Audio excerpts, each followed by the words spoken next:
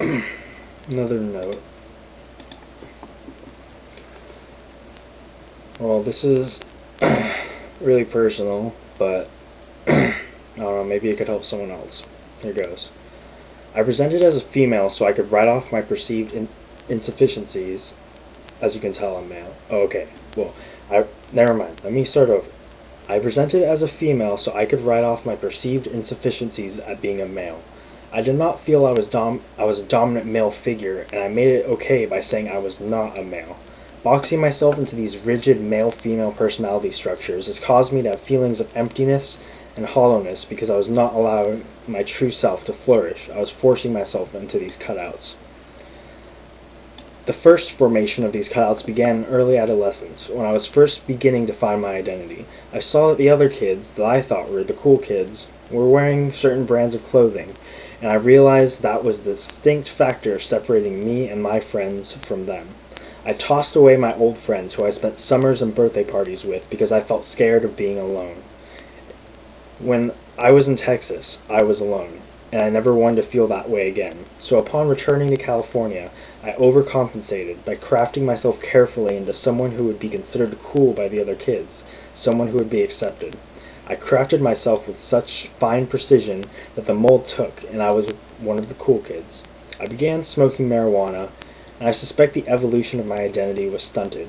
I continued using drugs throughout high school, and my personality was forced to develop under the less than ideal conditions of heavy hallucinogen use.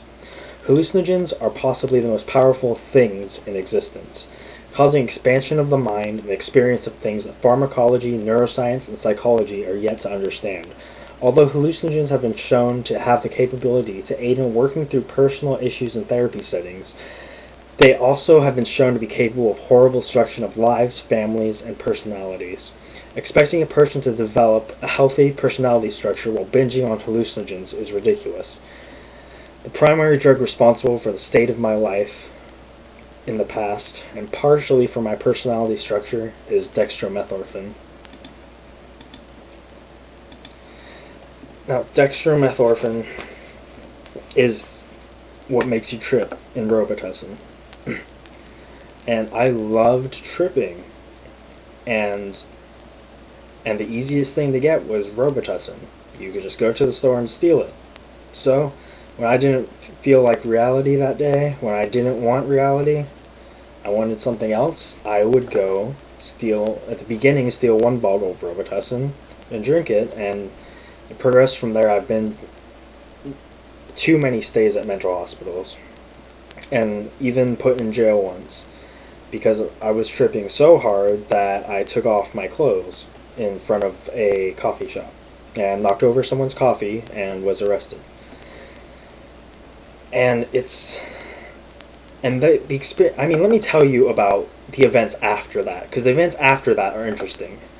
When I was in the police car, they asked me for my name and date of birth. I said red and blue respectively. I literally just said, though, red, blue. And what happened is I was traveling around to different realities, different bodies. I was taking tastes of different people's perceptions, and on alien planets too, other worlds, other dimensional planes. So when I came back to Earth, I didn't see the point of clothes anymore. Like, I had spent too much time without clothes or something, so I was like, I don't need these. They asked me why I was naked, and I said, pants are no longer necessary. And I was put in jail in what they called the rubber room. The rubber room is not made of rubber. It's actually a very hard room. Just a room with a hole to shit in, and you're supposed to wear this body armor looking vest thing that's really uncomfortable. And what happened is reality started breaking down, and there's these colors, the color armies, and each one did different things. And I would make deals with the different color armies to get things. Like the yellow army implanted false memories of like love and caring and my family. The red army got me high. The blue army had to control how fast the blue team controlled time. And I saw like the clock tick backwards and the guards walking backwards. And so the blue team had control of time. Orange team also had control of time. Well, they had more control of speed than time. They were a lesser version of the blue group.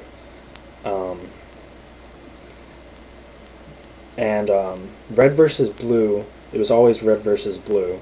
They were against each other. Both were trying to appease me.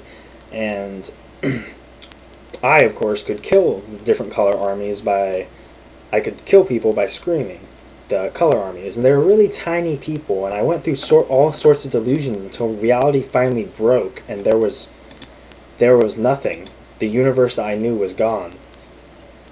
Well, wait, before that happened, I had an experience where I folded myself up into a speck. I was just kind of folding my limbs and keep folding and folding until I was a speck, and I flew out of my cell. Then I woke up in my cell. So probably just a crazy psychosis dream. But I was transferred to a mental hospital, and in that room, some weird things happened, but a meteor hit. Like, a meteor came in through the window and hit, and then the universe was gone. Then it was gone. Everything I knew was gone, and I had to create a new universe. There was nothing. I had to create distinct rules for how it worked, and I had to create the dimension of time. I had to create. I mean, I created a process for everything, like a process as in like an algorithm. I mean, I didn't mathematically make. No, it was like an entity that deals with that process, an entity dealing with time, an entity dealing with this and that. And I remember I had to create the universe again. And when I came back, I realized that I'm the one that created the universe in that moment. I created the universe that I was in before that psychotic episode and after. The entire universe was created after the meteor hit. And now, is this true? Am I actually God? Is God on YouTube and he's just some kid that did a lot of hallucinogens as a youngster? Possibly. Is it likely? I don't think so. So yeah, that's my story of being God and having to, create the universe. And yeah. I don't think I've ever had someone take me... Actually, no, I had one guy take me seriously, but most people just laugh at that story. And it's disturbing because sometimes I'll get flashbacks of back then, and I don't know, sometimes I really do think I'm God. Well, I did, until I learned about something called fractalized consciousness. And fractalized consciousness is basically all living creatures with consciousness belong to this fractalized consciousness. We're looking at a fractal right now. But your own identity and my own identity, you as a single person, exists within a pocket of that fractalized consciousness. And we're all under the illusion that we're separate from each other, when really we're all the same. When you hurt someone else, you're hurting yourself. It's like a system that just turned on itself. We all belong to the same system. And I mean, we are all one. We are all God. I mean,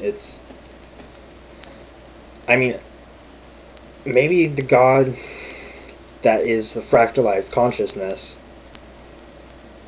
I mean, the consciousness creates reality around it. If you look at string theory, this is almost over. I'll continue it in another video. See ya.